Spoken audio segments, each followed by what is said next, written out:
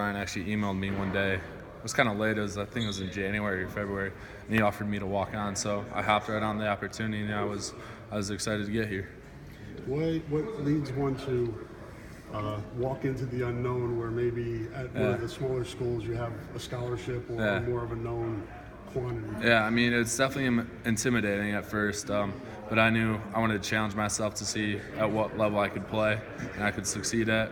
And I think that first summer, if you can get through that first summer, I think you're in pretty good shape, because that first summer when you come in, it's intimidating. It's the intensity is at a whole nother level. You don't know the offense. You don't know many guys on the team. And once you get through that summer, you start to gain traction and start to build that confidence up, like I said, and just become a better football player. What's your role in the room now, as you see it? Yeah, I mean, I'm actually one of the older guys. Now I'm going into my redshirt junior year, so I still have this season and next season. But along with Noah, Nate, and Drew, we're all juniors in the room. But like I said, a lot of guys have playing experience. Sean Byer got in a couple snaps last year. TJ Hawkinson started all last year. Again, like I said, Noah Fant and Drew has been around. So we got a pretty experienced group.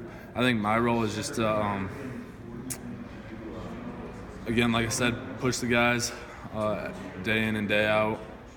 And really, I'm an open book. If a young guy has a question on the offense or something, I can try and help him out. If I don't know the answer, I could try and grab another guy, like a receiver or something that might know. I'm really just trying there to lead the guys too a little bit.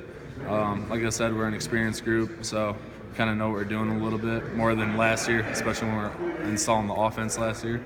But I think it's a good role. I'm trying to do my best in it and go from there. It's got to be ultra competitive. I mean, you guys arguably have the most, I know you wouldn't say that, but the most talented group on the team. I mean, yeah. How intense is it at practice trying to impress and do what you can do? Yeah, again, I don't think the mindset is on total competition. Like I said, I know you're competing with a guy in front of you or behind you, but I think it's just really trying to get better, trying to improve our offense, and then trying to improve our team as a whole. Different guys have different strengths, and I think really spring ball is the best time to work on those. Take me back to the Pinstripe Bowl moment one more time. Was it because that was a huge play in that game? Yeah, definitely. And you weren't necessarily. I thought it was Hawkinson the first time I caught it because it was 39 instead of 38. But was that going? Maybe explain what you remember from that moment and how it transpired. And so became kind of a hero of that game. With the Pinstripe Bowl, the playing surface wasn't the best, as you guys all know. So we were having a lot of a tough time getting the ball out on the edge, and even in route running, it was really hard to get like cuts going. So really, our best option was run downhill and vertical routes. So we came in at halftime. Coach Brian laid out the game plan for the second half. We're going to do this, this, and this. We're going to come back to this if this is open. And part of that route was that route was in the game plan that Brian drew up at halftime.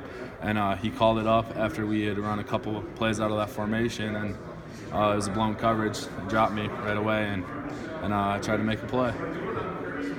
Yeah, and you originally scored, which would have given Nate the touchdown record, and then it got called back. I mean, what did you think did you think you were in, and then how frustrating was it when they said no? Yeah, actually, to my surprise, I didn't really know we were on the 18-yard line. I thought we were a little farther out, and so I caught it.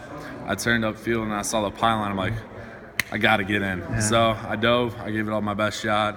I ended up coming up short.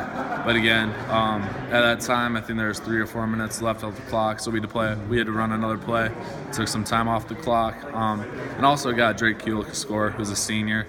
I mean, going out like that, being a fullbacks don't get the ball very much. So anytime they touch the ball and even score, it's a special thing for them too. So I think that's how it should have played out. And I was just happy we got the win. I'm sure you go against linebackers and a lot of blocking drills right now. Thank you. I mean, what are your impressions of guys like Menz, Jones, Christian Welch, Hockaday, those guys? Yeah, I think they've really stepped up. I mean, they've become leaders of the defense.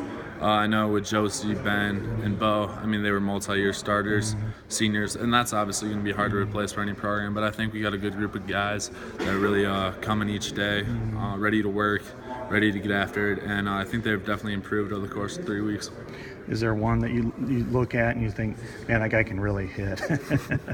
I think they can all hit pretty hard if you ask me. I don't know, Monty, Menz, Welch.